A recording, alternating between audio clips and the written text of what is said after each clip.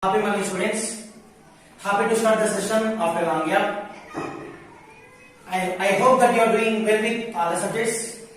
Mostly in 7th class social studies, we have 22 lessons, and these 22 lessons are classified into 6 themes. So in today's class, we are going to discuss about all the lessons. We are going to discuss about the names of the lessons, the academic syllabus, and we are going to discuss some brief information about the first lesson. So see the lessons. In the first theme, that is diversity on earth. So first of all, what is meant by diversity? Diversity is nothing but varieties. So mostly if you see, it is explaining about the geographical part of the earth. So first lesson, if you see, reading maps of different kinds. In 6th class you have the introduction about the maps, and here you have a little bit extra information about the maps. Second lesson is about rain and rivers. In this lesson we are going to discuss about the water cycle, and we are going to discuss about the rivers, and we are going to discuss about how there is a interlink or how there is a relation between the water bodies and rain. Third lesson is about tanks and groundwater. Both are in a common relation. And in this lesson, we are going to discuss about the Mission Gaganyaan. We are going to discuss how the groundwater or how the tanks are helpful to research the groundwater. Next, fourth lesson is about oceans and fishing. In this lesson, we are going to discuss about the trenches or internal part of the ocean, and we are going to discuss about ocean movements. Fifth lesson is about Europe. Sixth lesson is about Africa. Here we are going to discuss about Europe and Africa. Why? Because these two continents are our neighbor continents. Next, in the theme 2, that is about production, exchange and livelihood. It is about the business sector. So if you see 7th lesson, handicrafts and handloom. 8th lesson, industrial revolution. 9th lesson, production in a factory, a paper mill. 10th lesson is about importance of transport system. So mostly here we are going to learn about the roadways, railways, airways and waterways. Coming to theme 3, it is about political system and governance. Previously, once upon a time, we have monarchy rule. Now we can say democratic rule. In your 6th class, you went for learning about the monarchy rule and democratic rule. So we are going to discuss something brief about monarchy and democratic rule, democratic governance in this theme. And 11th lesson is about new kings and kingdoms, how the dynasties came into existence. 12th lesson is about Kakatiyas. Here we have a brief information about Kakatiyas. We will discuss in the class. 13th lesson is about the kings of Vijayanagara. 14th lesson is about Mughal Empire. 15th lesson is about establishment of British Empire in India. We have the continuation of this lesson in 8th class. 16th lesson is about making of laws in state assembly. 17th lesson is about implementation of laws in the district. And coming to theme 4, it is about social organization and inequalities. So once upon a time, we have racial discrimination, gender bias and caste discrimination. So in this lesson we are going to learn something, how the people got discriminated, what are the partiality is experienced to the people in the society. We are going to discuss in this theme. Here we have 18th lesson, that is caste discrimination and the struggle for it. So we have a little bit introduction in 6th class. Continuation of that we are going to learn in this class. Next, 19th lesson is about livelihood and struggle of urban workers. Here we are going to discuss about types of workers like permanent workers, temporary, casual or contract workers, and we are going to discuss about what the benefits or what are the benefits and what are the problems are being faced by them. Theme 5 is about religion and society. 20th lesson is about folk religion, like worshipping the local gods and goddesses like Pochamma, Yellamma, Maisamma, next Bonam, Medaram festival. So and so festival we are going to discuss in this lesson. 21 is about devotional path to the divine. It is about the so and so religion. Theme 6 is about cultural and communication. We have 22nd lesson here. Rulers and buildings. So mostly about the historical monuments or historical buildings we are going to discuss in this lesson. So coming to the first lesson, that is about reading maps of different kinds. So in this lesson, we are going to discuss about map, different kinds of maps, how the map is helpful to us. So maps. Actually, what is meant by map? A map is a sketch which is providing the information about a place. We have different types of maps. Each and every map is having its own speciality. Each and every map is showing so and so. Each and every map is showing so and so information to us. So mostly, if you see, in our academy we have three different types of maps. First one, physical map. Second one, political map. Third one, historical map. So mostly we are going to discuss about what is meant by physical map, what is meant by political map, what is meant by historical map. See the definition.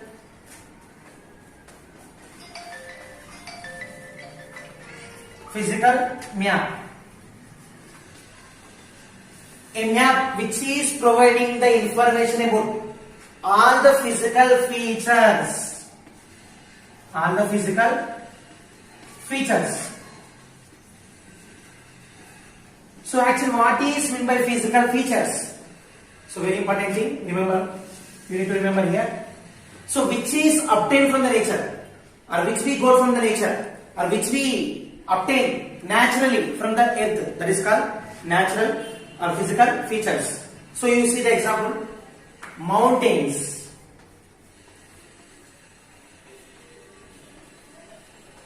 Example, mountains, plains, plateaus, deserts, rivers. So you see here, these are the examples of physical features. So you see, mountains we obtain from nature.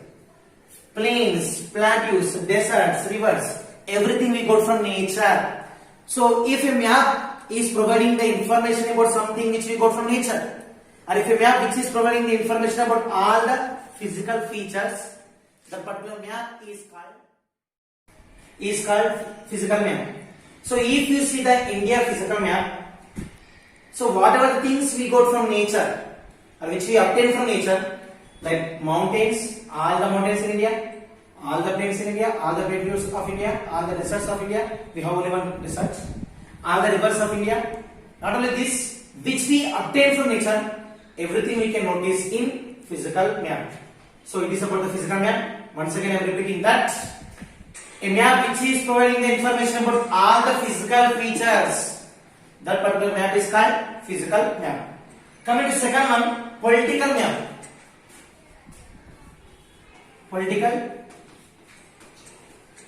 Political map. So a map which is providing the information about all the internal and external boundaries of a place. That particular map is called political map. Suppose if you see the political map of India, political map of India is providing the information about all the states and its boundaries. If you see the Telangana political map, it is providing the information about all the districts and their boundaries. Suppose if you see the district political map, it is providing the information about all the mandals and its boundaries.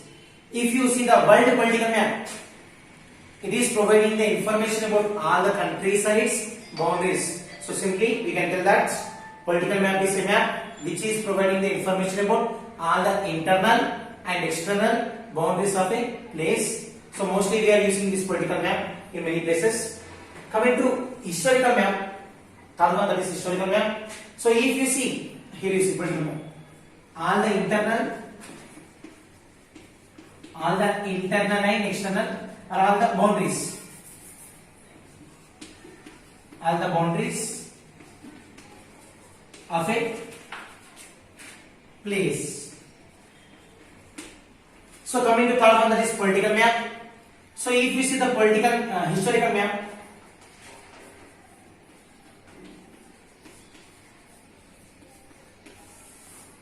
so a map which is providing the information about a place which is ruled by a king or which is under the control of a kingdom, that particular map is called historical map. I am repeating once again. A map which is providing the information about a place which is under the control of a king or which is under the control of a kingdom, that particular map is called historical map. Suppose if you see the Mughal historical map, so what are the places which is under the control of Mughals, or what are the places which is ruled by Mughals? We can notice in the map which is belongs to the Mughals. If you see the Kakatiya historical map, places which are under the control of Kakatiyas are places which are in the Kakatiya kingdom. We can notice in the historical map of Kakatiyas. So see once again, physical map is a map which is providing the information about all the physical features. So what is meant by physical features? Which we obtain from nature. Second one, political map is a map which is providing the information about all the boundaries. It may be internal boundaries and it may be external boundaries. Coming to third one, historical map is a map which is providing the information about a place which is under the control of a king or which is ruled by a king. So these are the three different types of maps which we need to read in this academic. So after this, so we have symbols. So mostly if you take any map, while the map makers are going to make the map, suppose if you try to make any map, we need symbols to represent so and so thing. Suppose if I tell you to make a map of temples in your village or temples in your city, it is highly impossible to draw the temples. Or if I tell you to locate all the schools, to draw a map which is providing the information about all the schools in Korotla city, it is highly impossible to draw the school. So instead of drawing the school or instead of drawing the temple, we are using so and so thing, or we are using one thing to represent it, that is something but symbol. Symbols are used to represent the places. So mostly we are using conventional symbols. Actually, what is meant by conventional symbols? The symbols which we use most commonly, or the symbols which we use regularly or highly, these symbols are called conventional symbols or common symbols. So once again I am repeating that. What is meant by conventional symbols? The symbols which we use most commonly or the symbols which we use regularly, those particular symbols are called conventional symbols or common symbols. You have the definition of this in your 6th class. Next, uses of maps. We have different uses with map. Suppose if you are new to a place, if you don't know how to reach a position, at that time map is acting as a friend or map is acting as a guide which is taking you to reach the destination. So mostly if you see, we have different uses with map. We will discuss a few here. To locate the places. Suppose if I want to locate a place or if I want to identify a place, what is useful to me? Map is useful to me. Second one, to show the routes. Suppose I don't know how to reach Medpally or I don't know how to reach Zaitya, or that which is useful to me? Map is useful to me. It will show the route of destination. Third one, to represent the places. Suppose I don't know where so and so thing is. So at that time map is helpful to me to represent the place or to locate the place or to reach the places. Fourth one, helps in planning. Suppose I am a builder or I am a planner. I am going to lay a railway bridge in between the two mountains. Suppose there is a river here. There are two mountains and I am planning to build a bridge in between the two mountains. So when the engineers are planning to build a bridge in between the two mountain ranges. Which is useful to them? Map is very useful to them, because with the help of this map, they will get brief information. They will have a brief idea about the place. After getting the brief idea, by taking the help of the map, they are going to lay the road, or they are going to lay the bridge in between the two mountain areas. So mostly you see, when the engineers are going to build something in between the undulating areas. What is meant by undulating? Uneven areas, not even areas. At the time also map is very useful to them. So most next step, overview idea of a place. Suppose it is highly impossible to show the entire Portla city in a single photograph. It is very highly impossible to show the entire Portla city in a single photograph. At the time, what are the main places I need to have? I can represent, or I can have it on a map. So here map is very useful to get a overview or a clear-cut idea of a place. So after this, very important thing, that is contour lines. Many times we got the question in examination. So very important thing from this lesson, that is contour lines. The lines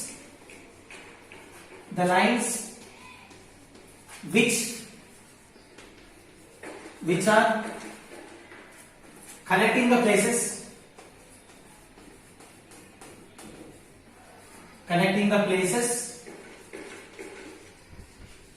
with equal heights. Suppose there is a mountain here and there is another mountain here. There is a temple on this mountain. Here there is a house on this mountain. And we can see MSL, mean sea level. I am going to draw a line. So you see, the lines. I went for drawing another line. The lines which are connecting the places, different places. So you see, here I went for drawing a line. Here I went for drawing another line. So these are the lines which are connecting the different places with equal height. If you see, suppose one more thing. By taking what as base, we will measure the heights by taking MSL, that is mean sea level. We will discuss more about mean sea level in the next class. So you see, suppose if you check the height from this, from the mean sea level, it will be 50 meters. Assume it as 50 meters. If you check here, it will be 50 meters. If you check here, it is 50 meters. So if you check at any place on the contour line, the distance from the mean sea level to the so-and-so surface will be having the same length. So this is called contour lines. Once again I am repeating that. The lines which are connecting the places with equal heights. So these are the lines. What it is doing? It is connecting the different places. This is one place, this is another place. So what the lines are doing? These lines are connecting the different places with what? With equal heights. With an equal height. So what we call these particular lines as? We call these particular lines as contour lines, and we will measure the contour lines from mean sea level. We will discuss more about mean sea level in the next class. So in today's class we went for discussing about map, different types of maps, symbols, conventional symbols, uses of maps, contour lines. So once again I will go for review. Map. A map is a sketch which is providing the information about a place. We have three different types of maps in our academic. First one, physical map.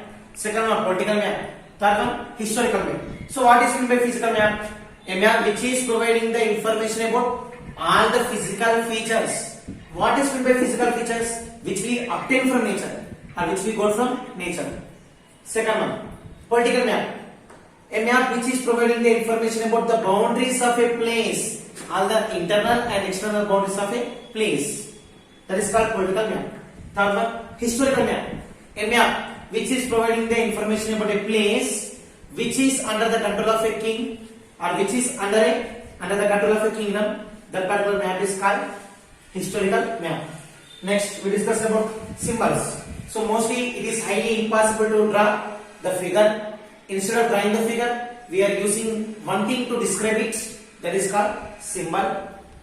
So what is my conventional symbols? There are some symbols which we use most commonly, regularly.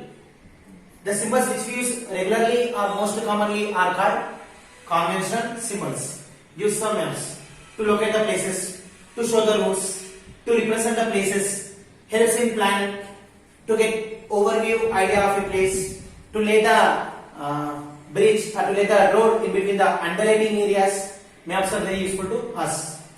Contour lines, the lines which are drawn from mean sea level connecting the places with equal heights are called contour lines. Thank you students. We will discuss more about mean sea level and remaining topics in next class. Thank you.